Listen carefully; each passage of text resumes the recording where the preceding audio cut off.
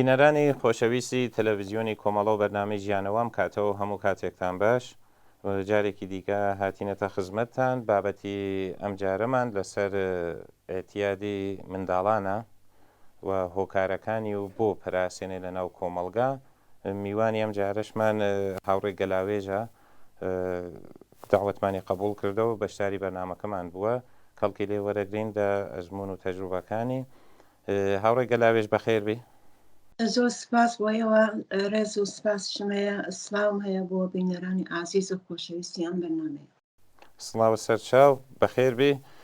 هاوڕێ گەلاوێژ لەبەر کاتی کەمی کاتەکە ئەڕۆمە سەر ئەسڵ بابەتەکە. پرسیارە وەڵم ئەوەیە کە ئایا ئامارێ واقعیمان هەیە کە ڕێژەی توشبووان لە نێو منداڵانە بە مادە هۆشبەرەکان بەدەستمانەوە بدات کە بزانین ڕێژەیان چەندێکە لە ناو کۆمەڵگای ئێرانە؟ بەداخەوە ئامارێکی ئەو تۆ دقیق لە دەستدا نیە، ئەویش هۆکارەکانی دەتوانێت چەند بەش بێ. یەک ئەوەی کە خودی دەوڵەت نایهوێت ئاماری ڕسمی بدە، بۆەوەی کە دەبێتە هۆی ڕسوایی زیاتری خۆی لە نێو کۆمەڵگا و هەروەها لە نێو وڵاتانی دەرەوەدا، هەروەها بەشێک لە خانەوادەکانیش بەهۆی کە بۆ خۆیان احتیاجیان هەیە،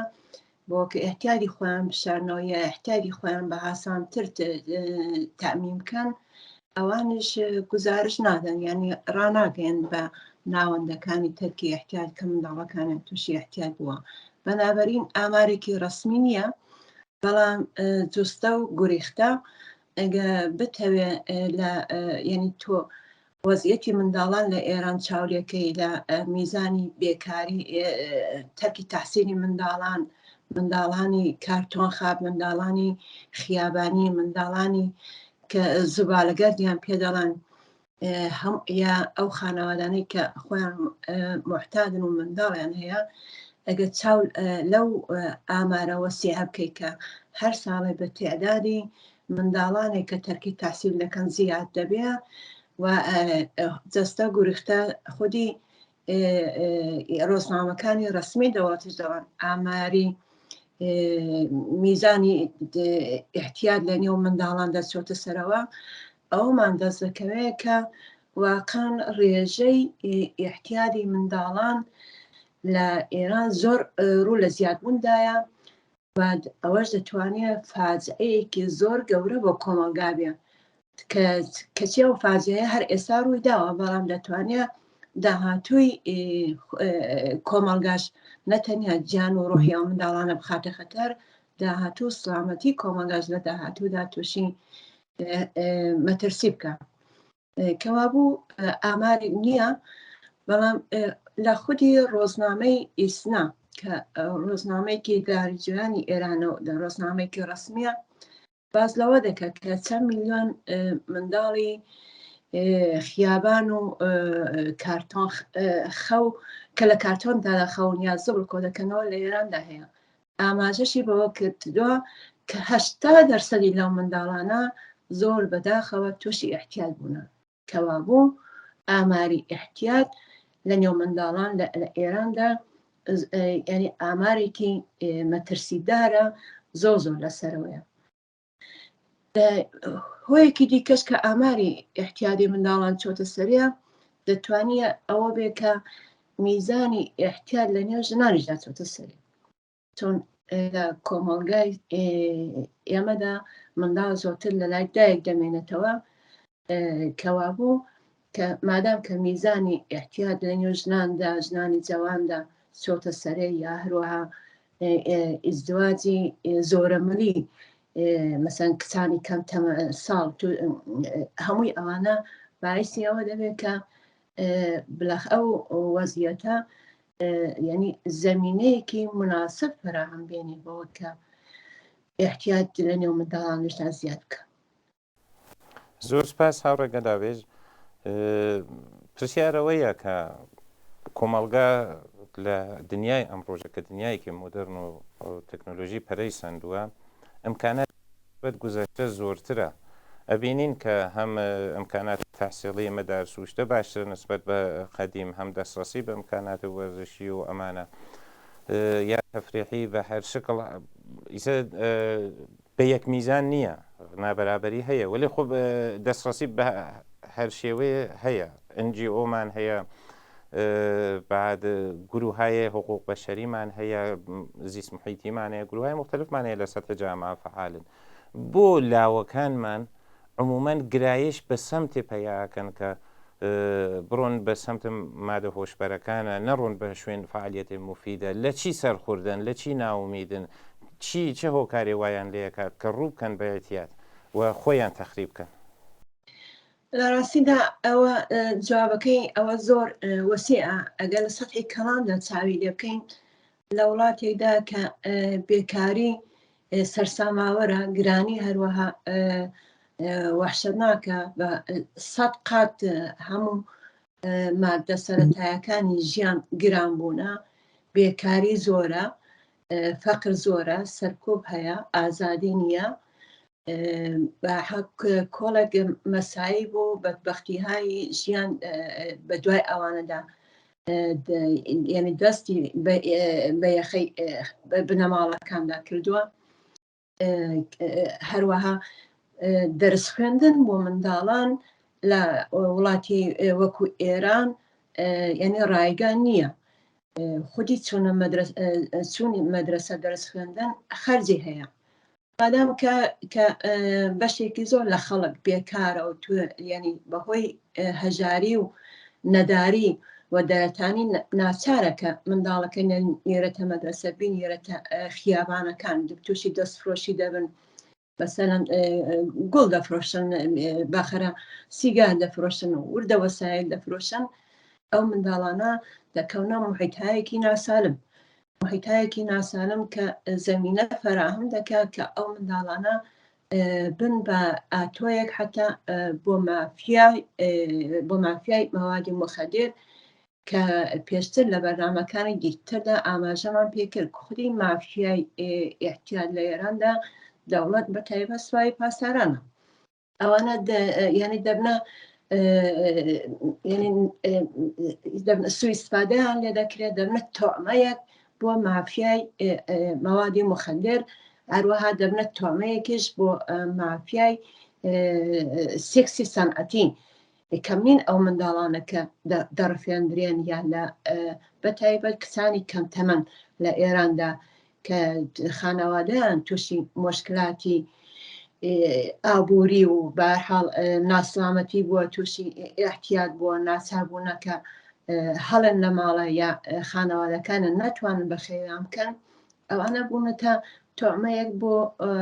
بازاری سێکسی سەنعەتی لە ئێراندا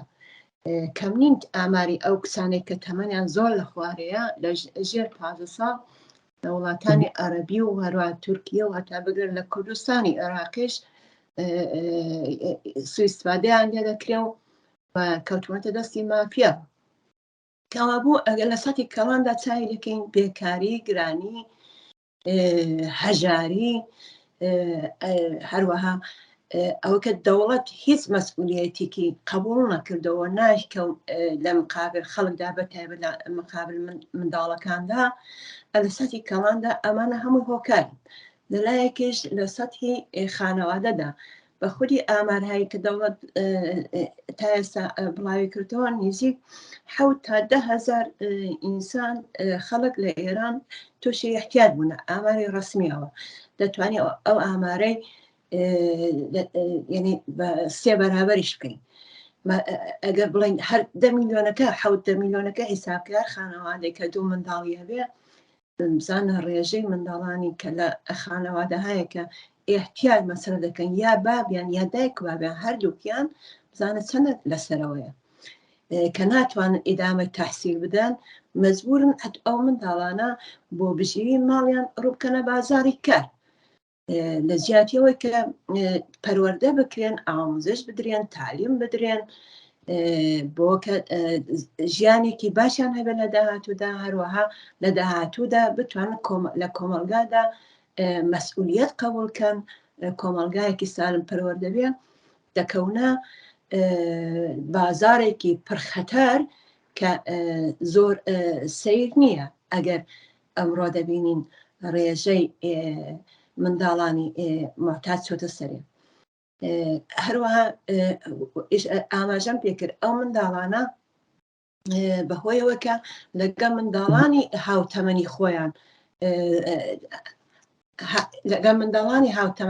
ئامۆژتویان هەیە دەیان بینن دەتوانن لەوانش تاکی تاسی وەربگرن. ڕۆژانە نزیکەی 200 تا 300 منداڵی محتاج لەدایک دەبێت. منداڵێک کە بە نەوزادی وەکو محتاجێک لەدایک دەبێت، ئەمە چ کۆمەڵگایەکە، ئێمە چ دەتوانین چه ئایندەیەک پێشبینی بکەین بۆ ئەو منداڵە. یعنی هۆکارەکانی زۆرە. لە لایەکی دیکەشەوە بەهۆی بێکاری بەتایبەت لە ئوستانەکانی فەقیر وەکو سیستان و بەلوچستان و کرمان و کرماشان و کوردستان وانە بەداخەوە خەڵکێکی زۆر ڕووی کردێتە شارە گەورەکان. لە شارە گەورەکانیش مەجبورن بچن بۆ حاشیەی شارەکان. لە حاشیەی شارەکانیش واقعاً ئەو ئیمکاناتی کە دەبێت حتا لە ئوستانەکانی ترکە بۆ خۆیان بەجیان هێشتووە بە 10% ئەو ئوستانانش ئیمکاناتی نییە. بۆیە زۆربەی هەرە زۆری ئەو خەڵکی کە مهاجرە دەکەن بۆ شارە گەورەکان و لە حاشیەکاندا لە حەڵەبی ئابادەکاندا دەژین، ئەو خانەوادانە یان جزئی فەقیرترین قشری کۆمەڵگای ئێران. و لەو خانەوادە فەقیرەدا معلومە منداڵ ناتوانێت دەرس بخوێنێ، معلومە کە منداڵ ناتوانێت ئەمنیەتی بێ، فەراغەتی بێ، شادی بێ، پۆشتە بێ، مەجبورە کە بۆ بژی منداڵەکەی ڕووبکاتە بازاری کار. خودی ئامارەکانی دەوڵەتیش دەڵێن زۆربەی هەر زۆری ئەو منداڵانی کە تووشی احتیاج بوون بەداخەوە لە بنەماڵەی فەقیر و هەژار دەژین. یعنی فەقیری بۆتە یەکێک لە سەرەکیترین هۆیەکانە کە هەم خانەوادەکان هەم منداڵەکان دووچاری ئەو موسیبەتە بن، تووشی احتیاج بن. منداڵانی کە لە دایکانی محتاج بە دنیا دێن، ئەو دایکانە بۆ خۆیان بەهۆی کە جزئی فەقیرترین قشری کۆمەڵگانە زۆربەی ئەوانە بێماڵن، لە خیابان دەمێننەوە، لە پیان دەڵە کارتۆن خاو یا گور خاو لە قەبرستانەکان ناخەون. ئەو تۆ دەتوانیت چه ئایندەیەک بەدی بکەیت بۆ ژنێک کە هیچ ئیمکاناتێکی نییە، حتا سەخت پێشبشتی بەسەرەوە نییە، نانی بژێوی نییە، مەجبورە تەنفرۆشی بکە. وەختی تووشی تەنفرۆشی دەوێت بۆ احتیاجەکەی تامین بکە، معلومە ئەو منداڵەش وەکو محتاج لەدایک دەبێت. ئەو منداڵە کە لەدایک بوو، دەوڵەت بە پێچەوانەی وڵاتانی غەربی هیچ مەسئولیەتێکی قبوڵ نەکردووە لە مقابل نا ئەو کەسانێک کە گەورە ساڵن یا ژنان یا پیاوان احتیاجیان هەیە کە بتوانێت باسپەروەریان بکە، کۆمەکیان کە باخەرە حەدیقەنی معیشەتی ژیانە تامین بکە، بۆ منداڵەکانی شەروە. لە وڵاتی وەکو سوێد ئەگەر لە خانەوادەیەکدا مەسەڵەن ژنەکە یا پیاوەکە یا هەردووکیان محتاج بن، دەوڵەت منداڵەکانی لێدەستێنێتەوە. بۆ خۆی لێدا بە خانەوادەیەکی سالم کە مەدرسەکەی تامینە، لیباسی تامینە،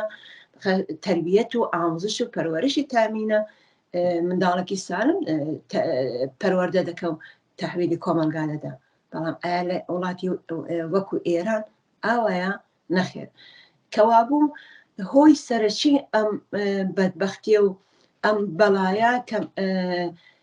احتیاج لە وڵاتی ئێمەدا نە تەمەن دەناسێن، نە منداڵ دەناسێن، نە ژن دەناسێن، نە جنسیەت دەناسێ،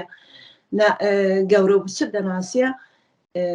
هۆی سەرەکی دەوڵەتە کە هیچ قانونێکی حمایەتی نییە لە خەڵکە کە تووشی ئەو بەدبەختیە بوون، یا مەسەلەی معیشەتیان بۆ تامین بکە. هەتا بگرە بە پێی ئامارەکان و ڕۆژنامەکانی خودی ئێرانیش ئەو ئەنجومەنانەی کە یعنی خۆبەخشانە یارمەتی ئەو خانەوادانە دەدەن یا منداڵەکان دەکەن دەوڵەت سەنگەندازیان لەسەر ڕێگای دەکەن نەتەنیا یارمەتیان ناکە کۆمەلیان ناکە هەروەها یعنی پێی خۆشە یعنی ئەو وەزیەتە هەروە بمێنێتەوە 3-4 ساڵ لەوە پێش باسی ئەقیمسازی ژنانی محتات کرا کە ئەمە دەنگیدایەوە لە تەواو دنیا کە دەوڵەت پێی وابوو کە بە ئەقیمکردنی ژنان کە نەتوانن منداڵیان بێ پێش دەگرێت بەکەمکردنەوەی ڕێژەی منداڵی ئیحتیال لە ئێراندا کە ئەمە هەم خۆفری بوو هەم خەڵکی فری دەدا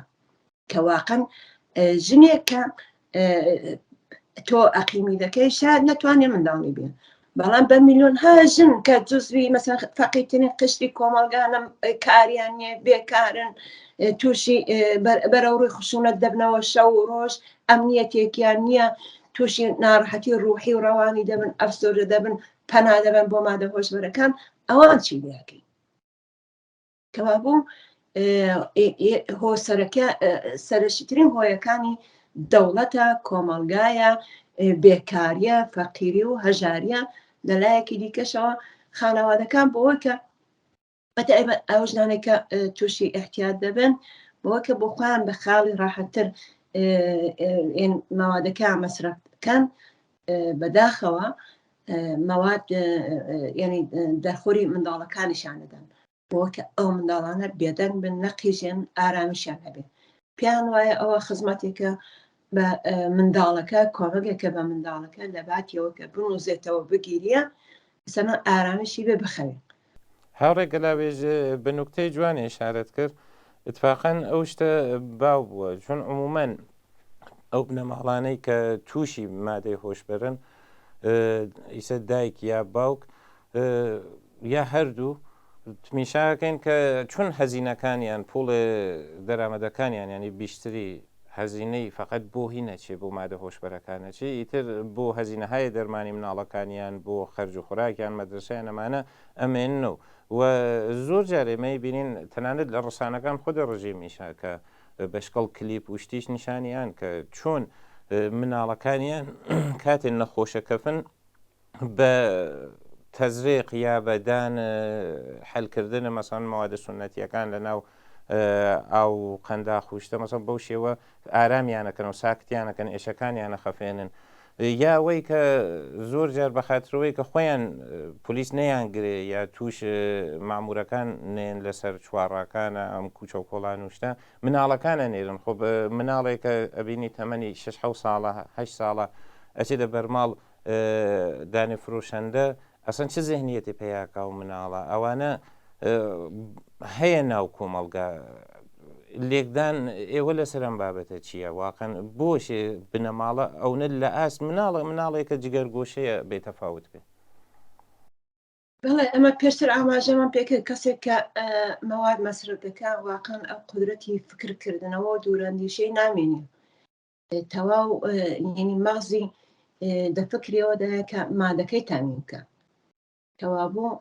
تەنیا بە سەرزەنشکردنی ئەو خانەوادانە ئێمە ناتوانین مازەلەکە حەل بکەین یا بڵین ئەگەر ئەو کارە نەکەن حەل دەبێت بەڵێ بەداخەوە ئەوانە بۆ خۆیان نەخۆشن وەختێ نەخۆشە ناتوانێت دروست بیر بکاتەوە ینی زۆر هاسانە کە لە منداڵەکەی وەکو ئەبزارێک سوءاستیفادە بکە یا ئێستا خودی نەتەنیا خانەوادەکان خودی مافیا فروشندەکانی مەوادی مخدر مافیای مەوادی مخدر ینی لە منداڵ وەکو وەسیلە ئیستیفادە دەکات کە مەوادیان بۆ بفرۆشێ بڵاوی کاتەوە چون دەڵم منداڵ ئەوڵان کشکیلێ ناکرێت دووە من وەکو جورمێکی گەورە بۆیان حیساب ناکرێت چون منداڵن بەداخەوە منداڵ لە کۆمەلگای ئێراندا نە لە خانەوادەدا نە لە کۆمەلگادا نە لەلایەن دەوڵەتەوە نە مافێکی هەیە نە ئەمنیەتی هەیە نە کەسێک ئەحساسی مەسئولیت دەکەن لە بەرابەریدا بۆیە ڕێژەی ئەو منداڵانەی کە کەوتونەتە ئەو تووشی احتیاط بوونە و کەوتونەتە ئەو سیاچاڵە ژیانیان تووشی خەتەرە بەداخەوە ڕۆژ بەڕۆژ لە زیادبووندایە. هەتا خودی دینی شیعەش بە تا ئەندازەیەک مەوادی مخەدری بە تەبیعی چاو لێ دەکە، بۆ خۆی تەبلیغیەوە دەکە، خودی مەسەبیش تاسیری هەیە. تریاک بۆوان لایەن مەسەبیشیەوە زۆر عادیە، بۆیە حتا ئەو مزازاتەی بۆ کەسێک کە ئەلکۆڵ مەسرفکە بە ئەندازی ئەوە نیە کە کەسێک مەوادی مخەدر مەسرف دەکە، تریاک مەسرف دەکە. هەمووی ئەوانە هۆکارن بەڕاستی کە یا مەسەڵەن لە خانەوادەدا کە ئەوانەی کە مادە ئەکێشن ئەگەر لە منداڵەکان سوء ئیستیفادەش نەکەن، بەسەر نەشینێرن بۆ بازار بکرێت توش بێ، خودی کێشانی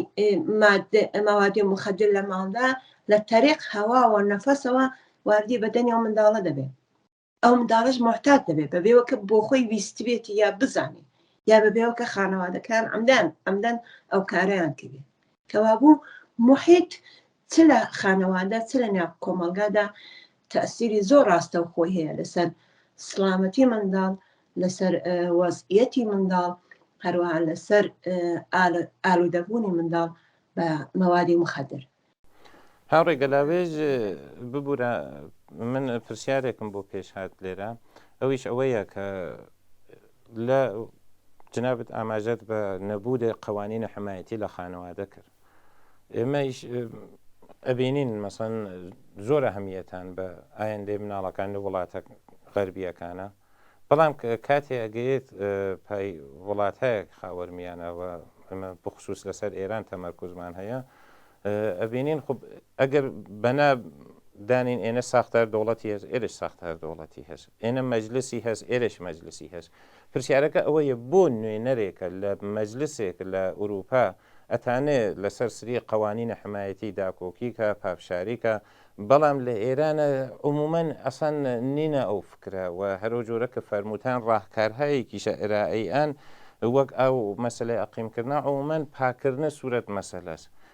جریان هەست بۆشێ ئەم دەسەڵاتە لە فکر نەسڵ داهاتوو نەوێت چۆ مناڵەن ئایندەی و کۆمەڵگاس بلاخەرە و ڕژیمیشە ئەگەر مەبنا دانین کە لە فکر ئەوە بێ کە دەسەڵاتی دراز مدت بێ، خب نیازی بە نەسڵ ئایندە هەست، ولی بۆ نەکەم تەرخەمە بۆ هیچ بەهایەک ناواقەن و جێگەی پرسیارە بۆ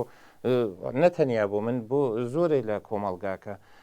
تەفاوتەکە ها لە چییە؟ ئایا ها لە ئیدۆلۆژی ئەمان لەگەڵەوانە ها لە چیانە بۆ ئەمان مەگەر دوو تەرەف بەلاخەرە خۆیان بە ئینسانەزان و خۆیان بە ساحب دەسەڵات و فکرەزانن، ماهیەتیان فەرقەکە چییە؟ ئەتان لەم زەمینە تۆزێ بۆمان باسکەن. بەڕاستی دەوڵەتی ئێران لەگەڵ هیچ دەوڵەتێکی تری سەرمایەداری کە هەردووکیان سەرمایەدارین قابلی مقایسە نییە. لە وڵاتانی پێشکەوتوو بەسەن جامعەیەکی سەرمایەدارێت تەبەقاتیە، بەڵام ئەوان ئایندەی کۆمەڵگاشیان مەدی نەزەرە، نەک بۆوەکە بۆ خۆیان مەسەن دڵیان بسووتێ بۆ منداڵی خەڵک، بۆکە بۆ خۆیان بتوان لە ئایندەشدا سەرمایەکەیان تامین بێ، پێویستیان بە نیروی کارە. پەسکەوا بوو دەبێت کۆمەڵگایەکی سالمتر هەبێکە، یان نیروی کارێکی هەبێکە بتوانێت ئەو تۆلیدەکەی بچەرخێ و ئەرزشی ئیزرافە زیادکە و سوودی زیادە بخاتە جیرفانی. حتا دەوڵەتی ئێران حتا دەگەڵەوانش قابلی مقایسە نییە، چۆن دەوڵەتی ئێران حکوومەتی ئێران حکوومەتێکی بەغایەت دواکەوتوو کۆنەپەرست مەسەبی و زیدی ئینسانیە. ئەمانە فقط لە فکرێوەدانە کە چۆن مەسەڵەن چەند ڕۆژێکی کە زیادە یا چەند ساڵێکی دیکە زیادە لەسەر حکوومەت مێننەوە، بۆیە بە گرتن و بە کوشتن و بە زیندان و بە ئێعدام و لە هیچ شتێک ڕۆی گەردانیدا. کەوابوو ئەمانە یعنی لەو بابەتەوە کە بتوانێت ئەوانە دانەوێت فقط ئینسانهای ئیدۆلۆژیک تربیەت بکەن، منداڵەکانە ئیدۆلۆژیک بابێنن، فکری مەسەبیان لە نێو مێشکدا مەسەڵەن پەرە پێ بدەن، نەک علم و ئامۆزش. ئەوانە زیدیەتیان هەیە لەگەڵ علم، لەگەڵ ئاگاهی، لەگەڵ ئامۆزش، بۆیە بۆشیان مەسەلە نییە بەڕاستی. خودی ینی وجودی ئەوانە بەرهەمی نائاگاهی و دواکەوتووی کۆمەڵگایە، دەزانی کە کۆمەڵگایەک علم و دانیشی بچێتە سەری ئاگایی بچێتە سەری ئەمانە ناتوانن دەسەڵات دامێنەوە. بۆیە حەول دەدەن کە خەڵک هەر لەو وەزیەتی ناگایی دامێنێتەوە، فریان دەدەن مەسەن بە شێوەهایەکی کە پاکردنەوەی سوورەتی مەسەلەکە مەسەن وەکو ئەقلیمسازی یا وادەهایەکی دیکە کە هیچ علمی نییە، هیچ دروست نییە نە لەباری ئینسانیەوە نە لەباری پزیشکیەوە لەباری ئەمالیەوە ئیمکان پەزیر نییە. شتایەکی وا دەڵێن کە ئەسەن یعنی هیچ وڵاتێکی سەرمایەداری تا ئەو حەدە یعنی وەکو ئەوانە بە شێوەی کۆنەپەرستانە، بە شێوەی سنەتی، بە شێوەی فری و بە شێوەی درۆ کار ناکەن. هەتا لە مۆری مەسەلەی کۆڕۆنا دەکات واکسین پیان وا بوو کە بەسەن ئەوە شتێکی درۆیە، تا نهایەتە مەزون قبوڵیکەن کە کۆڕۆنا نەخۆشیێکی واقعیە، کە کۆڕۆنا شتێکە دەبی بالاخره کارێکی بۆ بکەن. کەوا بوو فەرقەکە لەوەدایە کە دەوڵەتی ئێران دەوڵەتێکی ئیدۆلۆژیکی مەسەبی کۆنەپەرست و بەغایەت دژی ئینسانیە، بۆیە هیچ وجودی ئینسانەکانی بۆ مهم نییە. ئەگەر وجودی ئینسانەکانی بۆ مهم بەیە چۆن دەتوانی کە تۆ ڕۆژێ 200-300 منداڵی محتال لەدایک بێ هیچ ئاو لە ئاوتەکان نەخوا هیچ یەخدانێک نەکە. ڕۆژ نییە کە دەیان منداڵ لە کوچە و خیابانە فڕێ نەدرن کە خانەوادەکانن بەهۆی هەژاریەوە ناتوانن بەخێوی بکەن. هەرم ڕۆژانە لە تەورەز منداڵێکی چەند ڕۆژیان فرەدا نامەیەکیان نووسیبیان شەرمەندەی کە ناتوانین گەورەتکەین، ناتوانین بەخێوت بکەین. هیوادارم بچێت جێگایەک کەسێکی کە بەخێوت کاکە ئایندەیەک دەبێت. هیچ کام لەو فاجعانە لە وەزعیەتە دەوڵەتی کۆماری ئیسلامی تایسە تەکانی نەداوە، لەوە بەدەست تەکانی نادا. چون ئەم دەوڵەتە فقط قودرەتی دەوێت، فقط بە سەرکوب و بە خورافات و بە مەسەبەکەی توانیوێتی 42 ساڵە حکوومەت کە و دەسەڵات دامێنێتەوە. ئەگە خەڵکەکە وشیار بێتەوە قەتعەن ئەگەر ئاگا وایە تا ئێستا ئەم دەوڵەتە وجودی نەبوو. وی نیگەرانی لەوەیە بڕاستی ناتوانین مقایسە بکەین لەگەڵ وڵاتانی ئاسایی بۆ دیکەی سەرمایەداری بەتایبەت لە وڵاتانی غەربدا. زۆر سپاس هاوڕێ گەلاوێژ. بابینە سەرم بابەتە. جنابتان لە ئەوروپا تەشریفتانەیە، شێوەی کار لە مەدارسێ ئەوێ چۆنە؟ چون ئێمە ئەبینین لە ناو کۆمەڵگای ئێرانە مەسرەفە مادەی مخەدر لە حتا تەنانەت مەدرسەی ڕاهنمایی شتیشە پەرەی سەندە. عمومەن ئاموزشتانیش لە ناو مەدارسە ئێرانە حاڵەتی قەداغەن هەیە، یعنی ئەسەن حاڵەتی تابۆی هەست قسەکردن لەسەری. ولی من بیستمە کە لە وڵاتە غەربیەکانە لە مەدارسە ئاسان ئاشنایەنەکەنەوە بە مەوادەکان زەرەر و زیانیان. جنابتان هەان لەوێ ئەتان زانیاری زۆرترمان پێبن؟ طبعا لە شێوەی ئاموزش لە غەرب لە سوێد کە من لێ دەژیم شێوەیەکی ئەلمانیە، یعنی هەر شتێک کە وجودی هەیە مربوطە بە ژیان، مربوطە بە تەبیعەت، مربوطە بە کار، بە هەر بە بەدەنی ئینسان، هەموو شتێک بۆ منداڵ توازی بە بە شێوەیەکی زۆر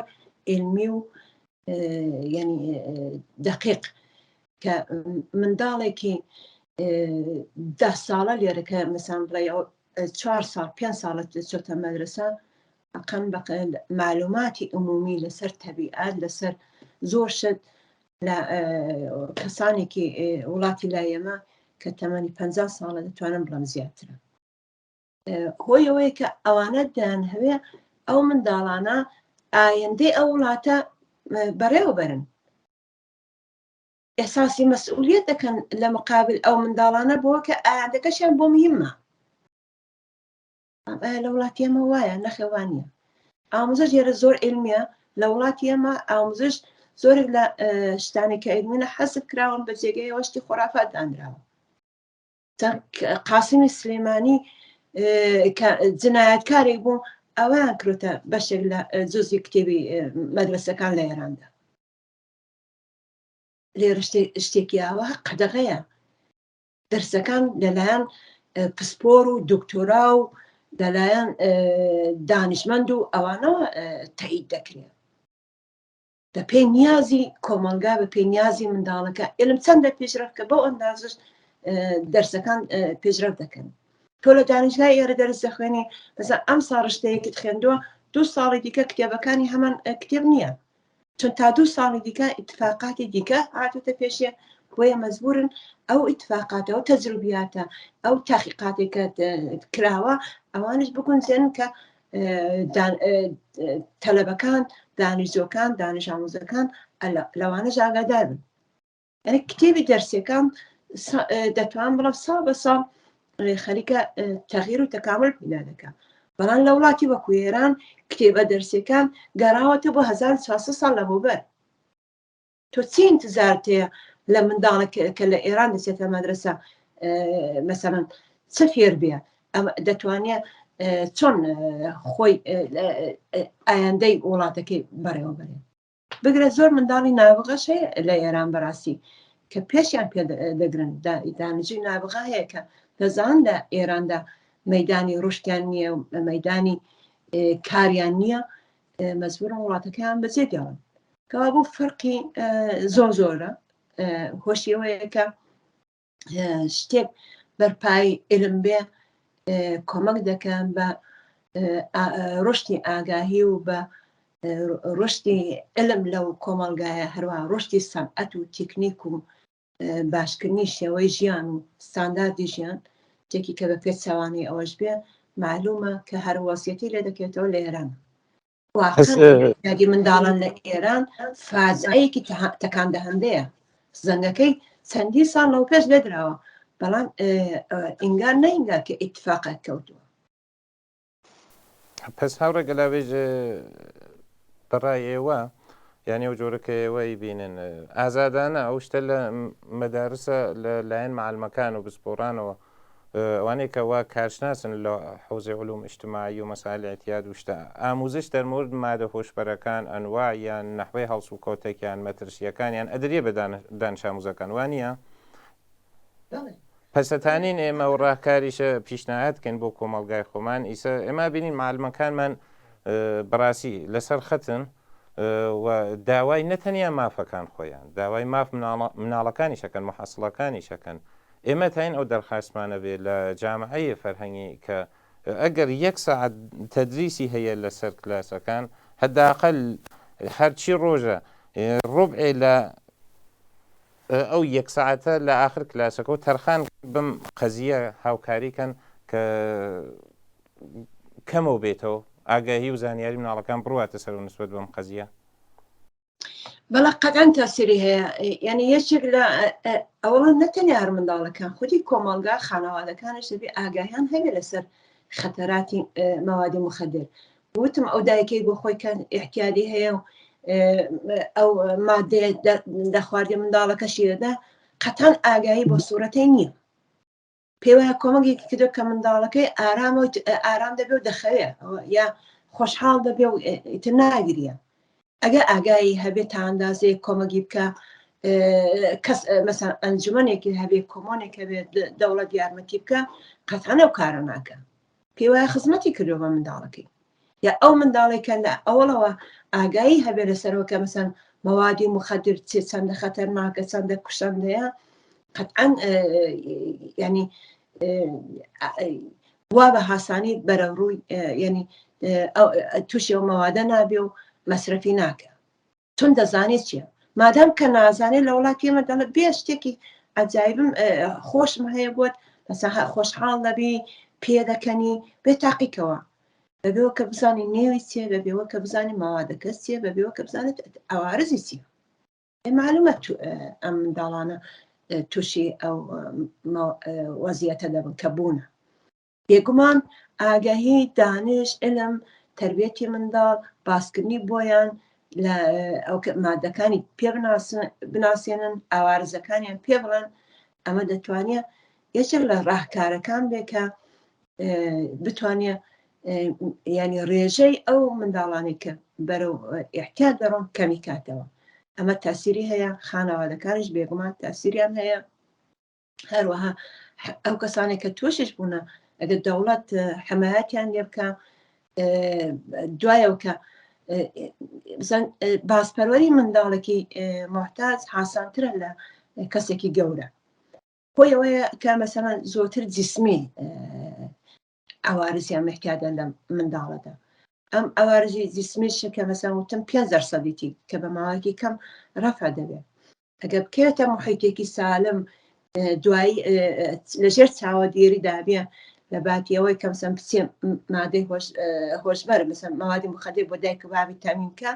پچێ بۆ مەکتەب لە وەرزشی هەبێت تەفریحی هەبێ برسی نەبێ مەزمون نەبێ کار بکە قەتعاً ئەو منداڵانەش دەتوانن زۆر زوو بگەڕێنەوە بەرەو ژیانێکی ئاسایی. زۆر سپاس هاوڕێ گەلاوێژ. وەکو پرسیار ئاخر مەترەحیەکەم دانێت لە هۆکارەکان کە عمومەن باسەکرێت لەلایەن جامعە شناسانەوە ئەوەیە کە جامعی سەرمایه‌داری یا سیستەمە سەرمایه‌داری هەوڵە فرد ڕوبە منزەوی بوون ئەنزەوابوون تاکبوون بوات یعنی لەو کارە ئشتراکیانە کارە گروهیانە عمومەن مەنعکرێن. ئێمە بۆ نمونە لە ئێرانە هەر نەو تەجەموعە هەر نەو شراکەت لە هەر گروهێکەی چه چژی کە پارێز بێ چە مافە ژنان بێ یا دژ بە ئێعدام و ئەمانە بێ جڵەوگیریە کات یعنی هەمانە خۆی سەرەسەر کۆمەڵگا ئێمە تای مناڵەکانمان ڕوو بە مەسیرهایە هان بین کە بۆ کار گروهی فرەتر حوزوریان بێ وەختێکیش لە ناو کارگەل گروهیە حوزوریان بێ خب ئحساسی مفید بوون فرەترەکەن ئەحساسەکان کارەکانیان زووتر سەمەرە ئەبێ چی بکرێ کە مناڵەکانمان لەو ئەنزوا دەربێن و هدایەتیان کەین بە سمتە جەمهای مفید کارهای مفید کلاسهای مفید ئەگەر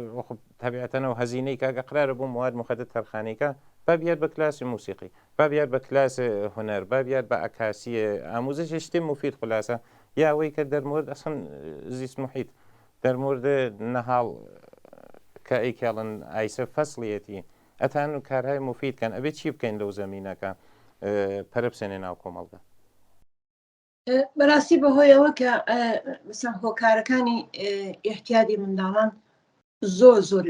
زۆرە و پیچیدەیە هەم دەوڵەت باعثیە هەم خانەوادە هەم گرانی بێکاری فەقیری و هەژاری تەرکی تەحسیل یعنی ئەوە کە ناتوانن بژێوی ژیانی خۆیان تەمین بکەن دایک و باوی محتاج یعنی منداڵێکی لە زیاتیەوە کە منداڵی خۆی تەجروبە بکە بچێ لەسەر میز و سەندەڵی مەدرسە دانیشە و دەرس بخوێنیە مەجبورە بچێ لە نێو زبڵدا بگەڕێ و بژی ماڵەکەی تامینکە و یا هەزینەی مەوادی دایک و بابی تامینکە هەمووی ئەوانە ناتوانانی بڵێ نوسخەیەکی سادە دەپێچیەوە ئیتر ئەمە ڕاکارێکە و دەتوانن منداڵان بە تۆرێک لە وەزیەتە نەجاتیان بێن. بەس ئەو وەزیەتێک کە ئێستا منداڵانی ئێران تێدا هەیە ئەو ڕۆژانە ینی خەبەرێکی تەسویری فیلمێک لە دوو منداڵی 8 ساڵ و 12 ساڵ لە بەلوچستان بڵاوبووەوە کە ئەو منداڵانە 2-3 ساڵ خەریک مەواد مەسرەف دەکەن لە خراپەکاندا دانیشتون لەگەڵ پیاوێکی گەورە. ئەنی چۆن هۆکارەکانی یەکجار زۆرە ناتوانین بڵێ ڕاکارێکی سادەشی بۆ دەدۆزیەوە. ئەوە فاجعەیە کە لە نێو ئێران لە وڵاتی ئێمەدا بۆیە دەبی فکرێکی گەورەتر گشتیتر بکرێتەوە بۆ ئەوە. ئەوەڵان یعنی کولی کۆمەڵگا ئاگا بێ بزانی احتیاجی منداڵ چییە. ئەگەر بینیان منداڵەکە تووشی احتیاج بووە بزان بەبێەوەی کە مەسەڵەن بزان احتیاجی مەسرەف کردو یا مەوادی مەسرەف کردو یان نا کولەن یعنی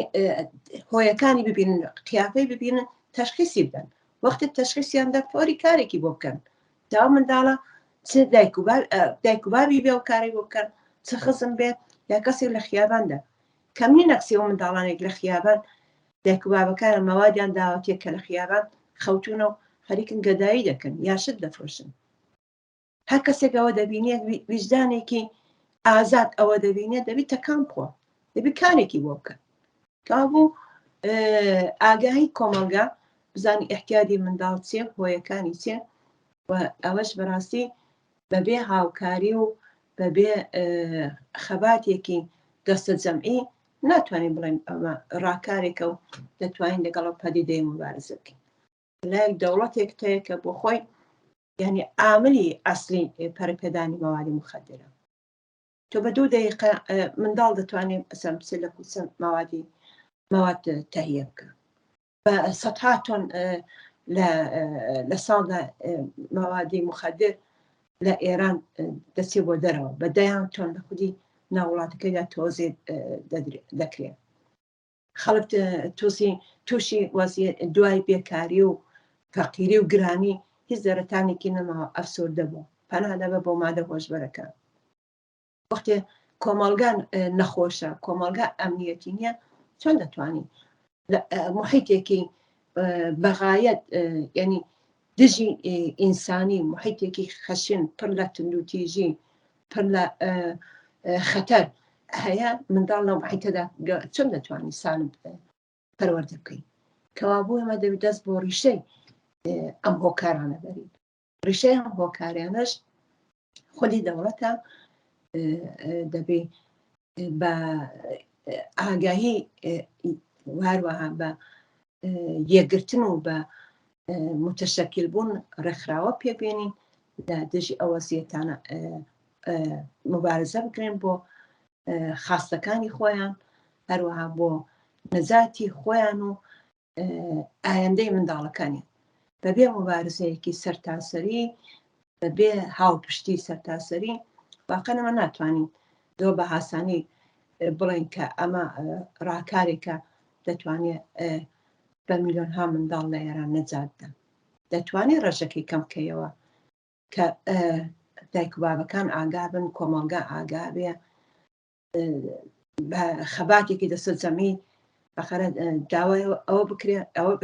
خاستە بەسەر دەوڵەت داسەپێن کە مەدرسە ڕایگان بێ حەدێقەل. دایک و بابێک کە نانی خۆ ناتوانێت خەرجی منداڵەکەی بدە بچێ بۆ مەدرسە، حەدێقە دەوڵەت ئەوەندەی بەهۆدەوە بگرێت. ئەمانە دەتوان تاسیریان هەبێ، بەڵام ناتوانن ئەو بەدبەختی و موسیبەتیە ڕیشەکان بکەن. بۆیە ئەمە دەبێت دەست بۆ ڕیشەی ئەم مشکلە بەرین کە ئاملی ئەسلی ئەم فەلاکەت و ئەم بەدبەختیە، ئەو وەزعیەتە کە منداڵان نەتەنیا گەورەکان، منداڵەکانش توش بوونەوە، ئایندەی کۆمەڵگاش تووشی خەتەر بووە، هەر دەوڵەتە. ڕزگاربوونی کۆمەڵگا وەروەها منداڵەکان، نەجاتدانی ئایندە واقعەن لە گرەوی ڕووخاندنی ئەم دەوڵەتەدایە، بەڵام تاو کاتیش دەبێت زۆر کار بکرێت، دەبێت بە ئەحساسی مەسئولیەتەوە بە مەقابل منداڵەکاندا هەڵس و کەوت بکرێت و ئاگای دان بە خەڵک دەتوانێت تا ئەندازەیەک لە ئازارەکان کام بکاتەوە، بەڵام ناتوانێت بە یەکجاری حەلیک.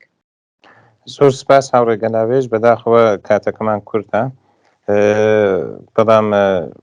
بەرنامەیەکی زۆر تایبەت و باش بوو. زۆر سپاس بۆ بەشداریت. ئەگەر مەطلەبێتت هەیە تانی بۆ تەکمیل باسەکە لە چەند سانیە باسی کەی، چون کاتەکەمان زۆر کەمە. تەنیا یەک شتە من لەبیرم چوو لە نێو باسەکاندا باسی بکەم، ئەو منداڵانە نەتەنیا منداڵی فەقیر و هەژار نەتەنیا تووشی ئەو موسیبەتە بوونە، بەڵکو بوونەتە توعمەیەکیش هەم بۆ مافیا،